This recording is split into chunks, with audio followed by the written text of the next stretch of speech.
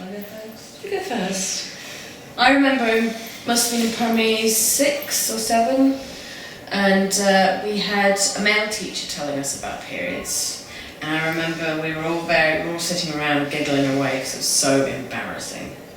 So embarrassing. And he lied, basically. He said, teaspoon of blood.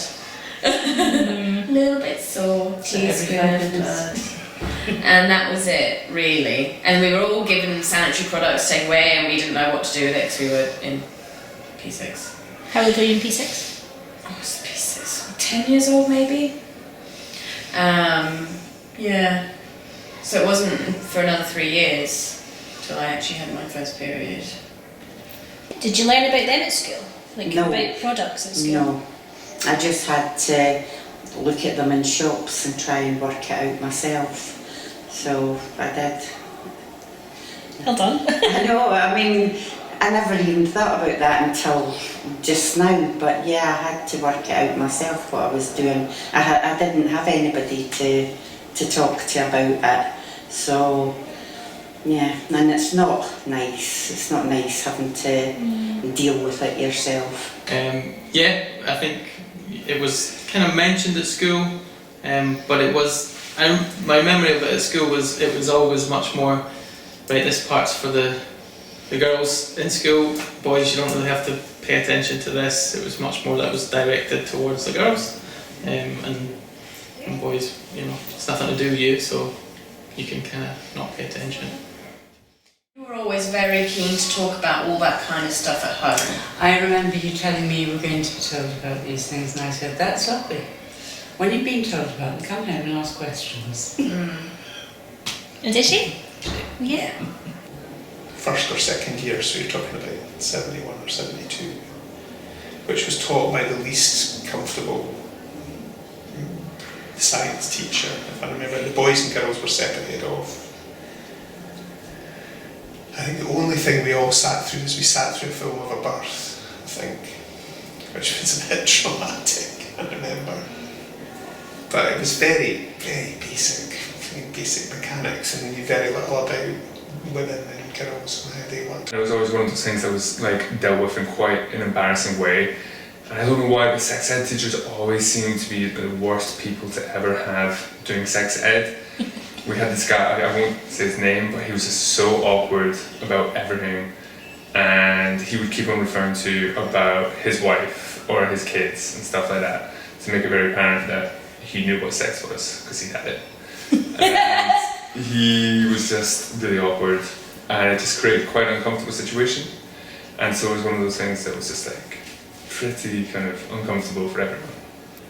The women in my life, in terms of how it relates to me, I think there's just an admiration of how, you know, I think if it was guys you would hear about it non-stop, whereas women just seem to be able to manage and then kind of get on with it, whereas if Guy had something every month, you would hear about it every month, and I think you don't really, so I think, yeah, just an admiration for that, and yeah, don't know how that's possible, but it is. It's because we're magicians. Yeah, yeah. But I didn't do that with my children, put it that way. they were completely different brought up, you know. I made sure that there was no issues with it, although I do have a boy.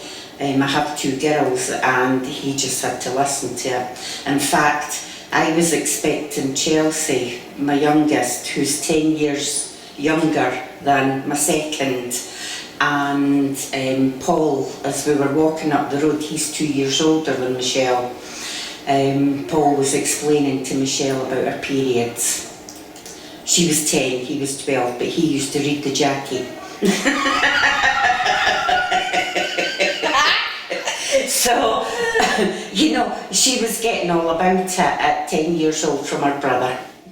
It's one of those things, I mean, the way it was kind of, periods were probably portrayed around the time, so in the early 2000s when I was a teenager, probably, well, it's not a case of probably, isn't as progressive as it is now. I mean, there's such discourse and conversation at the moment around kind of period poverty and about how basic materials should be provided to people free of charge, especially the instances when people are living are homeless or really are struggling or coming from a kind of real socio-economic divide, and they're not able to purchase these things that should be essential, and they're quite often one of the first things to go when someone really has to weigh up what is essential and what isn't. So yeah, I think that should be the case everywhere. Swimming. Can't go, can you? Can't go swimming in Gowrie period. There's going to be a plume of red going along behind you as you go up the Any excuse to get out of sports. Although, in saying that, growing up I loved swimming, so that didn't really work. If only it worked for like basketball or something, football, then it would be fine, but yeah. We didn't go swimming. We were allowed off swimming when it was that time of the month. Oh, we were allowed And off, it was nice. but I just never called it in because I liked swimming. So you can confirm it is indeed a myth. It's a myth. And then I think, as when I went to uni and stuff, we did a lot on like, sociology of health and gender, and just learning how periods and menopause was kind of used in a way to cement the hierarchy, the gender hierarchy in society, and paint a picture of women in a certain way and then therefore men in a certain way. I found that quite interesting and revealing, the whole idea of the hysterical woman and all this kind of stuff.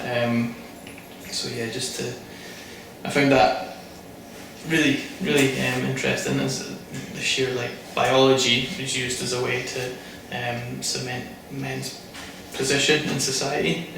So that's not so much, I guess, a myth, but just something I became aware of. So Sinking. Women sinking. Yeah. Yeah.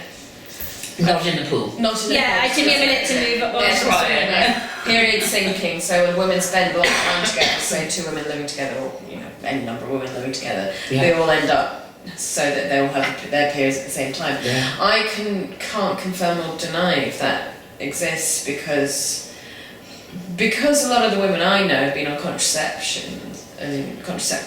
They're not running Yeah. natural cycles. It's not a natural cycle, so you go with the So I don't know. Pass. I think that people are really silly not having the conversation. Children and young people are full of questions, so you take it where they want to go. I think this project is brilliant, and I really think that everybody should be aware and not embarrassed about any of these problems. And men are not stupid, they do know, and why don't we speak in front of them? Yeah. Don't understand it. And we're out.